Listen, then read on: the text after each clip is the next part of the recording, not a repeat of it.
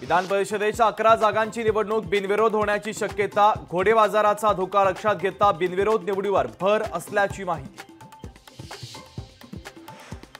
अजित पवार थोडे दिवस नसते आले तरीही चाललं असतं शिवसेनेचे नेते रामदास कदमांचं महत्त्वाचं विधान।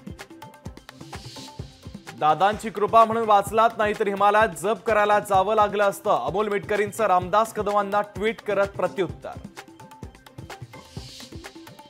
नीटच्या वेळेत झालेला घोळ अंगलट येऊ नये म्हणून कातडी बचाव हालचाल, आदित्य ठाकरे यांची केंद्र सरकारवर कडाडून टीका। चोरलेलं चिन्ह परत करा आणि लढा मग दाखवतो, संजय राऊतांचं मुख्यमंत्री शिंदेंना थेट आव्हान। शिवरायांची तलवारही लवकरच महाराष्ट्रात येईल, शिवराज्याभिषेक सोहळ्याच्या दरम्यान मुख्यमंत्र्यांची मोठी घोषणा। जरांगे पाटलांच्या मागण्या वाढत चालल्यात, सगळे सोयरे कोर्टात टिकणारच नाही, गिरीश महाजनांचं महत्त्वाचं विधान।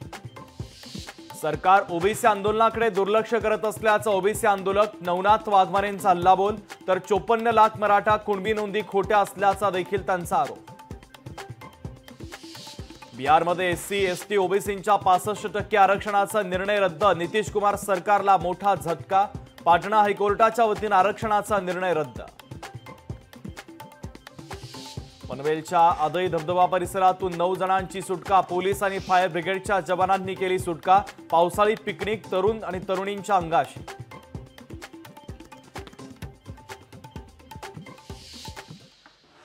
बुलेटिनची सुरुवात एका महत्त्वाच्या राजकीय बातमीने करतोय। विधान परिषदेच्या 11 जागांची निवडणूक 25 जूनला काँग्रेस पक्षाची दिल्लीत एक महत्त्वाची बैठक, विधान परिषद निवडणूक उमेदवारीच्या निश्चिती संदर्भात होणार बैठक। मनसे अध्यक्ष राज ठाकरे 2 दिवसांच्या नाशिकच्या दौऱ्यावर, तर आज राज ठाकरे निवृत्तीनाथ महाराजांच्या पालखी सोहळ्यात होणार सहभागी। राज्यसभेवर निवड झाल्यानंतर सुनेत्रा पवार प्रथमच बारामतीच्या दौऱ्यावर, सहयोग निवासस्थानी सुनेत्रा पवारांना भेटण्यासाठी मोठी गर्दी। विधान परिषदेच्या एका जागेसाठी काँग्रेस मुस्लिम चेहरा देण्याची शक्यता, वजाहत मिर्झा नसीम खान यांच्या नावाची चर्चा। बीडमधील हातोला गावात हाकेंच्या उपोषणाला पाठिंबा, 3 दिवसांपासून आंदोलन सुरू। पुणे पोलीस भरतीला विरोध करणाऱ्या विद्यार्थ्यांचं पुण्यात 3ऱ्या दिवशी आंदोलन सुरूच, मुंडन करत विद्यार्थ्यांकडून सरकारचा तीव्र निषेध। पंढरपूरच्या विठ्ठल मंदिराच्या संवर्धनाचं काम अजूनही अपूर्णच, आषाढी वारी सोहळा तोंडावर आला मात्र मंदिराचं काम अपूर्ण, वारकऱ्यांकडून तातडीनं काम पूर्ण करण्याची मागणी। संत निवृत्तीनाथ महाराजांच्या पालखीचा आज प्रस्थान, नाशिकच्या त्र्यंबकेश्वरातून पालखी पंढरपूरकडे प्रस्थान ठेवणार। उल्हासनगरमध्ये भर पावसात महापालिकेकडून खड्डे बुजवण्याचा प्रयत्न। सिंधुदुर्ग जिल्ह्यात भातशेतीची कामं सुरू, बळीराजा सुखावला।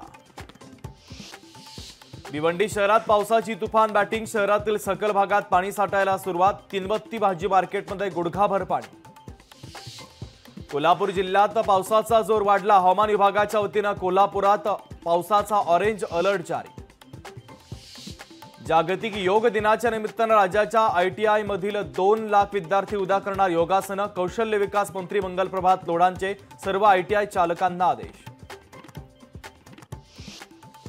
मी आंतरवालीला दर्शन घेणार आहे आणि आंतरवालीहून ताबडतोब लगेच चाकरवाडीकडे जाणार आहेत, कारण तिथं मोठा कार्यक्रम आहे, त्याला जाणं आवश्यक आहे, कारण तो सांप्रदायिक कार्यक्रम आहे।